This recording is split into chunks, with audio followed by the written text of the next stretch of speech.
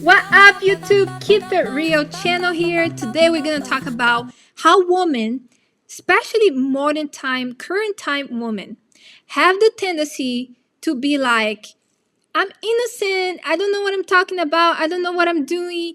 I I I'm just innocent and I'm a victim of all of this and I'm so fragile and vulnerable and I can't make my own decisions. They play this card all the time, especially modern women, to avoid accountability and to avoid punishment by the law. And a perfect example of what I'm talking about is actually Diddy's case. Is actually what Cassie tried to do for this case. Let's go ahead and watch this video. Stay until the end, and I promise you, you're not going to regret the message that I have for you guys. Mature audiences only. So let's talk about the drugs, because I think the drugs is a big part of it's a big part of the book. It's a big part of the Diddy trial that people are going to want to know about. And in the book, you mentioned that she drugged you at first. So for those of you guys that don't know, this is Dave. He's one of the former sexual workers for Diddy's freak off private sexual parties. And Diddy was like, "Hey Dave, can you be one of my sexual workers? I'll pay you really good money for it." And he accepted it. And Diddy was like, "All you have to do is perform whatever sexual act I want you to perform with whoever I want you to perform." So Dave, coming from a low background, said, "Hey, this is really good money. I should probably accept this." So he ended up becoming one of the sex workers for the freak off parties. And he's going to talk about how Cassie was the one responsible for drugging the sexual workers with a high dosage of drug so that the workers would be able to perform better and perform for longer periods of time. Let's go ahead and see what he's going to say about that. She misled you to believe that it was some kind of an energy pill. And then you found out later on it was a drug. Do you want to talk about that instance? And then we'll talk about the time with Diddy. Yes. To correct you, it wasn't an energy pill. She actually did tell me it was ecstasy, but she told me it was a weak dosage of ecstasy. I believe she told me it was what's called the single stack. Because ecstasy, when it's created, it's a double. It's a So Cassie is not this innocent girl. Okay, she was the one that took the role of drugging the sexual workers, and she would mislead or manipulate the sexual workers. So she would be like, "Hey, I'm giving you a low dosage of this drug. You know, it's just something to help you out with your performance, to make you better at performing." And when actually she was giving a really high dosage of the drug. So she would tell the performers or the sexual workers, "I'm giving you a low dosage," when in fact she was giving a high freaking dosage. And the reason why she was giving a high dosage was because she wanted the sexual workers to not have full awareness, not be fully conscious. Because if they were fully conscious, they can actually say no, or they can actually say, "Hey, I'm too tired to do this," or they can actually say, "Hey, I don't want to do this specific performance." But with the drug, they're not conscious enough to give consent and to make that decision, to say no, and to resist whatever Cassie wanted them to do.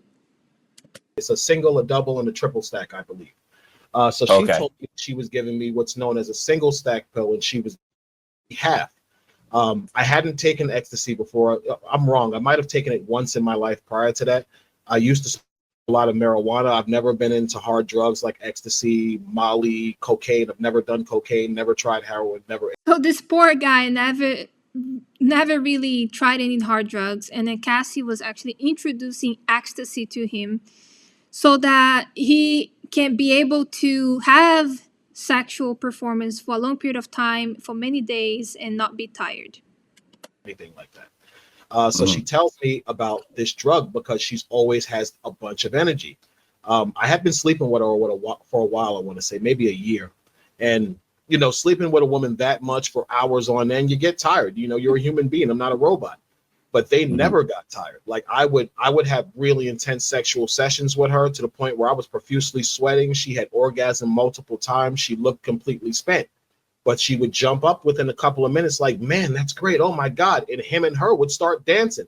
And I'm looking at them like, what the hell is this? What are these people on? So one day, after several sessions of me like battling just to fight, falling over, I'd be so tired and energy depleted. I said, yo, what the hell are you on? Because you're never tired. I've been with you for 2-3 days and you're So he's not stupid. He figured out that she was, taking a high dosage of ecstasy and giving a high dosage to the sex workers, because what ecstasy does is make you be able to have sex for 2 to 3 days, be able to increase your sensations during sexual activities, so you're able to enjoy that sexual experience much more, and you desire sex much more. So it's a perfect drug for sex, and that's exactly the tool that Didi and Cassie use for these sex workers. not missing a beat. And she kind of looks at me and she says, you know what? I wanted to try this with you. I'll be right back. She gets up, she goes into the master suite, she comes back out immediately. I don't even think she was gone maybe 5 minutes. She comes back out. She has a purple pill in her hand, I believe it was. She says, I want you to try this. I said, what's that? Because I don't take hard drugs. She tells me it's ecstasy. I said, I don't like taking pills. She said, I'm going to crush it for you. So she goes, she makes me a drink. She crushes up the pill. I said, put half. I don't want to take the whole pill. She says, okay. She puts what I believe is half in the pill. She gives it to me. I think it might have taken 30 minutes. And I'll be honest, it was probably one of the best sexual experiences I ever had. The ecstasy completely magnified every sensation I had. She and I, ended up having sex for about 3 days in New York City for this e-pill. After it was over, I was completely depleted. I had a negative reaction to the pill where I was disoriented. I could barely drive, but they paid me. They paid me well. I believe they gave me about $6,000 or $7,000 that session, and they let me leave. And it was so bad, I ended up pulling over my car, locking the car, and giving like a regular person I saw on the street $100 just to get me in a cab and send me back to Queens to go home. So they paid this guy about $6,000 to $7,000, which to Mr. Dave, that's a lot of money because he doesn't come from money, right? To just have sex for 3 days straight. And if he wasn't on drugs, there's no way he could have had sex for 3 days straight. If anyone is able to do that without drugs, let me know, because that seems crazy, right? No human being would be able to do that without some sort of powerful drug. The next time I saw her, which was a few weeks after that, I said something about it. I said, yo, I don't know what the hell you gave me, but it had me completely like disoriented and out of it for days. And she just starts laughing and said, yeah, I increased your dosage because you're big. I didn't want to give you too little. I said, so wait a minute, you drugged me? She started laughing and said, yeah, you're okay. So she made the excuse of, hey, I gave you a large dosage of the drug because you're a big guy. When actually she just wanted him to be unconscious enough to decrease the likelihood of him saying no to her sexual demands. And that was pretty much it. Wow. Yeah. So do you question why she's not on trial in this case? 100%. I've asked Maureen Comey and I haven't asked Emily Johnson, but I've asked Maureen Comey. I've asked Maureen Comey, how does she have immunity just because of the domestic violence? The domestic violence had nothing to do with the sexual encounters. They did, but not because she was refusing to have the sexual encounters. It would be because she would emasculate him, or he would catch her having sex with me behind his back and he would get angry. He's a guy, they're in this relationship, supposed to be trusting as swingers. He tells her not to have sex with me while he goes in another room to take a phone call. He comes out after the phone call. I got her bent over the couch. She's shaking. She's coming. He's like, what the hell is this? He gets into a fight with her. That was the premise of their fight. It was never like, go grab his manhood and service him. And she'd be like, I don't feel like it. So he'd punch her in the head or disrespect her. It was never that. Never. She was in control, according to your 100%. 100%. Okay. She controlled when we stopped. She controlled when we started. She controlled how many times we went. She would ask me how many times I wanted to come. She would tell me, okay, you can't come until I come at least 3 times. It was real. Wow. Crazy. Okay. So he was saying, hey, the reason why Didi physically abused Cassie was not to force her to be part of the freak-offs. She made the choice to be part of the freak-offs.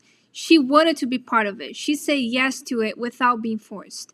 So he's saying the reason for the physical abuse, towards Cassie was because hey, when Cassie had sex with Dave, which is the sexual worker, she could only do that if Didi was watching. That was the agreement, right? That they had.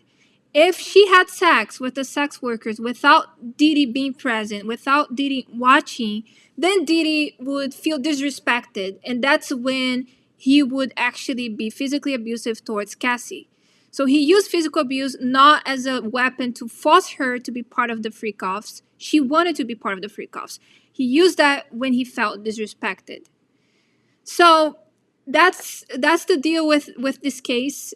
Cassie was trying to use the victim card and say, hey, I was physically abused, I was forced to do all of this. But no, she was not forced. I believe that when she started to agree to the freak offs, so to be part of the freak offs, she was around 22 years of age. That is enough age to have conscious awareness and enough cognitive ability to make the decision whether or not she wanted to be part of the freak off. And she chose to be part of the freak off. She was probably thinking, hey, Didi is a very powerful guy. Didi has a lot of money. He has a lot of influence.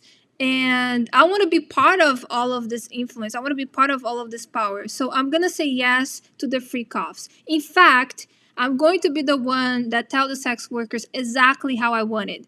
So that's what Cassie was thinking. And so she's not a total victim, right? She wanted to be part of all of that. But again, I'm not saying physical abuse is appropriate. Of course, it's not appropriate.